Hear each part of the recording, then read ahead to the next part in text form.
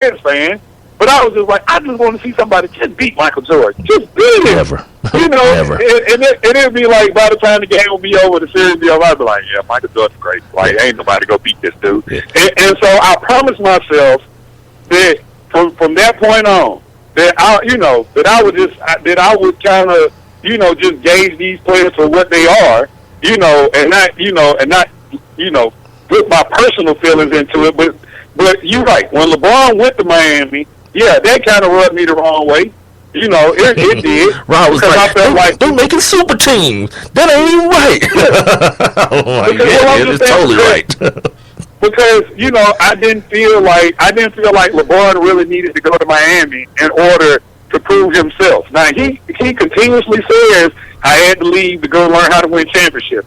But I'm like, dude, you went to the championship with Cleveland. Yeah, that's too much of an undertaking, man. Like, that's too much of an undertaking.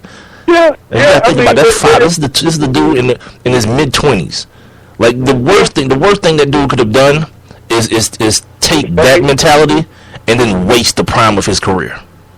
And then waste it on people trying to put teams around him, but keep putting these retreads and these bad dudes and saying, LeBron, elevate these guys.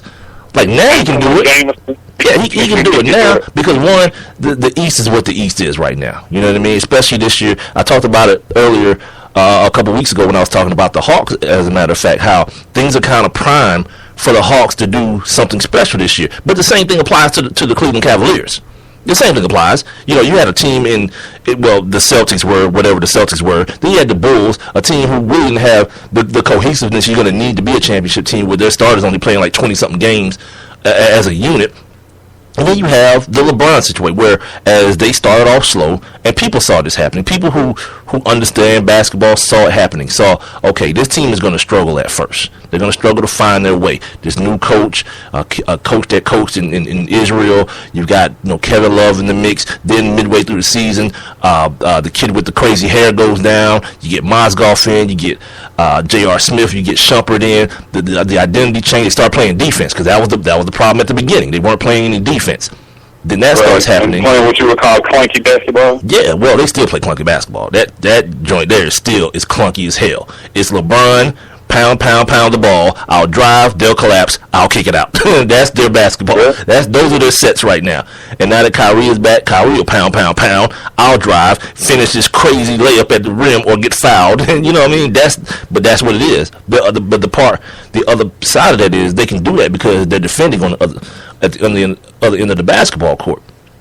So the fact that now when we're looking at this team, I saw something today. It talked about the Hawks in the last month of the season being like 19-18, and the Indiana Pacers being like 22 and 15 or something crazy like that. You know what I mean? And you're talking about a team that didn't make the playoffs versus the number one seed in the playoffs. By the way, there's no such thing as a regular season championship in NBA basketball. Stop that immediately.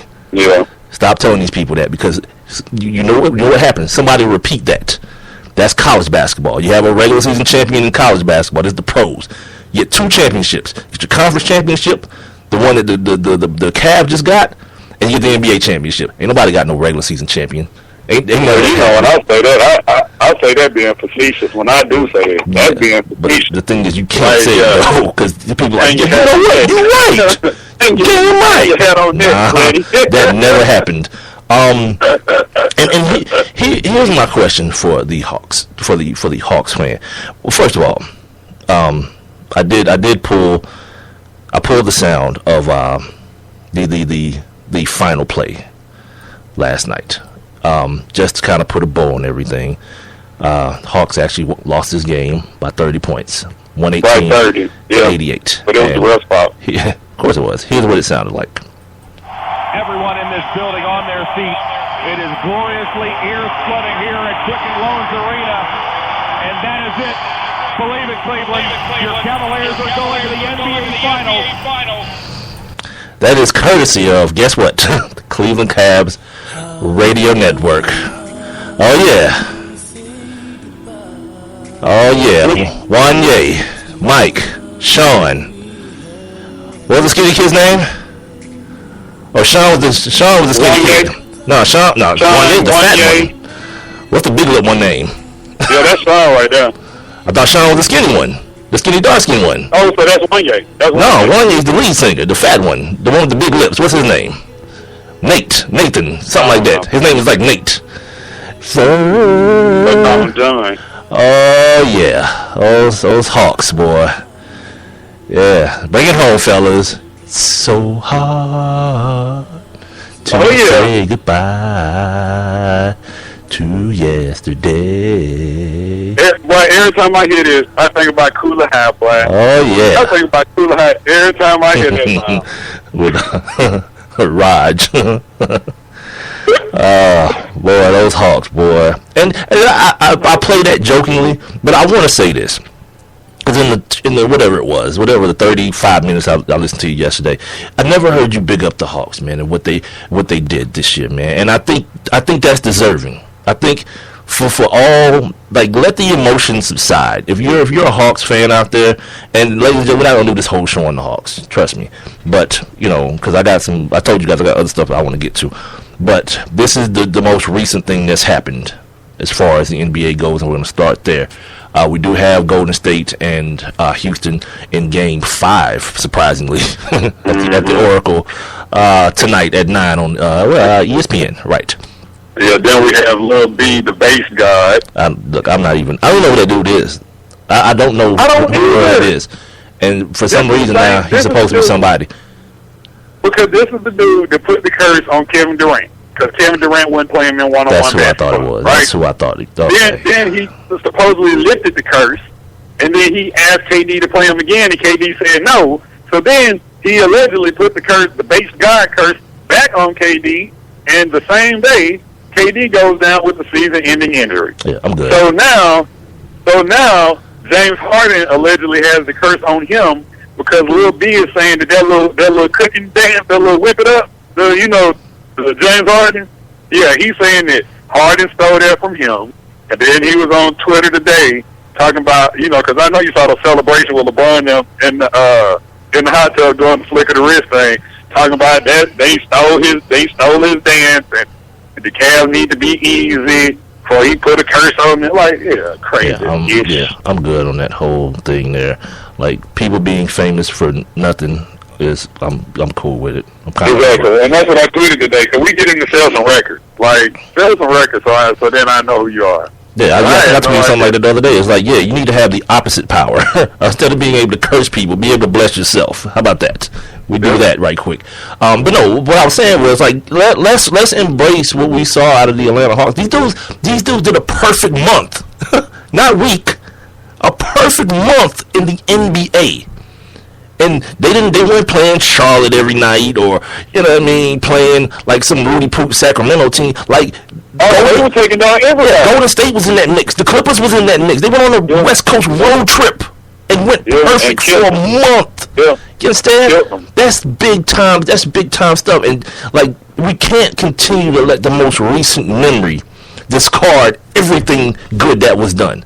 That's a terrible look as a fan. You know what I mean? Like some of the stuff, like when you was talking about yesterday, like, Paul Millsap played Paul Millsap ball, whatever that is. You can't discount that dude's abilities, man. Like, now you find out Paul's got to have surgery. Paul, that dude was trying to warrior his way through, the playoffs, man, trying his best. And now we find everybody is. Yeah, everybody hurt. Everybody banged up. Yeah, what I'm saying? It's kind of disconcerting when. Like for example, when Kyle hurt his ankle, and then Al got knee to knee. I think it was over then too. He hit like knee to knee. Yeah. And they what did you tweet? My knee, coach. Me too. Yeah. Me three. Like, that's a bad look, yo. And then you find out later this dude got to have surgery, season ending, like 4 months out, surgery on his ankle. You know what I mean? Yeah. It's like, that's the kind of stuff, like because you're the main one that I hear saying real fan. These ain't real. Like, what is that? I always ask, what does that mean? But if that means when things start going bad, you start degrading the team that you cheer for, that's ridiculous. No, but it's like I'm not. Okay, I'm gonna be 100 because that's how I try to be most of the time. Now, see, here's my problem: is that when it's people that I respect. Like, I don't have no problem saying no names. Steve Holman, Bob Rathman. I mean, these folks work for the Hawks. I know, you know. But when I start hearing them, the people that are supposed to be the most versed people when it comes to the Atlanta Hawks, because these are the people that watch the Atlanta Hawks every single day. But when I start hearing them, you know, talking about, like, I'll give you for example, Monday, listening to Steve Holman, right? And all this dude did was whine, bitch, and moan about the refs. Like that's all he moaned about. And that has gotten on my nerves so bad, because it's like for everything that the Hawks have done, don't let them get to this point. And then instead of just saying, well, you know, some of the stuff that happened were mistakes on the Hawks' part, and some of it might have been a little rough. You know, showing love to LeBron, it might have been, but it's like, you know, don't discredit what's going on. And that's what really had me fired up, because I'm like, this is unfreaking believable. But this is unbelievable. It's almost like doing the same thing, but on the other end of the spectrum. It's like, okay, and then here's the thing, you just mentioned it. Like Steve and Bob and those dudes, obviously they're watching the Hawks every night, but they're watching them through rose-colored glasses. These are the people who sign the checks. They're as emotionally invested in the team as the players are. They travel with these dudes. They're on the plane with them. They talk to them every day. They're as emotionally invested. So if you're taking your cues from those people, that's your bad. You know what I mean? No, but it's like, I was listening to the game. The beginning of the game, I was in the car, so I'm listening to Steve. You know, and he's like, oh yeah, the Cavs are in gold and wine, WHINE, because that's all they do. And it wasn't 10 seconds later, like, he thought that somebody from the Hawks got fouled, and oh my God, he just got those complaining and whining. I'm like, but that's Steve. Like I said, that's not the first time you've heard him. Yeah, but like I said, it just bothers me that people can like people would rather point out, and not just them, but just folks on Twitter, like, people would rather point out, you know, stuff that happened that I don't really think, I mean, like last night. Like, I don't think, like, a blown call would have affected last night's game. Hell, they lost by 30. You know, so it's just like, I just hate, you know, like I said, I don't like hearing and seeing all the other stuff. You know what I'm saying? But that can't be your reason for going the other way. For being the dude that's like, oh, look now, everybody faking injuries. That can't be the thing. You know what I mean? These dudes are professionals. Like you can't honestly believe that someone is claiming to have an injury so they won't have to compete any longer. A team that's competed as hard as a team has played for the entire season. You just pointed out that Al tried to fake the ref and grab his knee, and when he realized he couldn't do it, what did he do? That's different than someone being carried off the basketball court. You know what I'm saying? Kyle Korver and Al Horford, both in that same game, were assisted off the basketball court. Like, in those situations, you got to pretty much assume that something's wrong. The assumption can't be that, oh, now, because they losing, everybody went out the game. That can't be the thing. If someone from the Cavs said that, or a Cavs fan, let's say it that way, said that, all right, cool, sweet, whatever. But for someone from like you and someone who's always professing to know what the real Hawks fan is, like, now I really don't get it. Like, if that's the thing, I really don't get it. Like, I'm going to look at the Steve Holman thing and the Bob Rathman thing and say, all right, that's what fans do. They see things through the eyes they want to see them in. You know what I mean? Like, no one who loves the Hawks thought that Al Horford should be ejected. I'm not saying I did either, but what I'm saying is, I mean, I didn't think he should have been ejected until they gave the reason, and when they started talking about above the neck. But then I see Dwight Howard turn around the next day and do the same crap. Yeah, got the blame. One thing doesn't have anything to do with the other. You know, it's two totally separate set of referees. One, and two, you know, like, I don't know if Al should have or shouldn't. That's what I was about to say. Should have or shouldn't been ejected. What I know is that play can't happen. You got plenty of ball game to get Dellavedova back. He comes to the rim, level his ass. You know what I mean? He's trying to press Jeff Teague full court, set a pick at the timeline, and knock his ass out.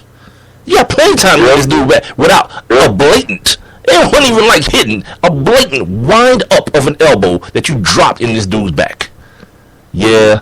I'm good on all that kind of stuff. Like, anytime I see that type of stuff happens, like when Dwight Howard did it, as soon as he did it, I was like, yeah, my man, you trying to survive in the playoff series, and that's what we got? That's what you're doing? You throwing punches at dudes? Yeah. Good. Mm-hmm. Yeah, whatever happens to him, like if he would have been suspended for the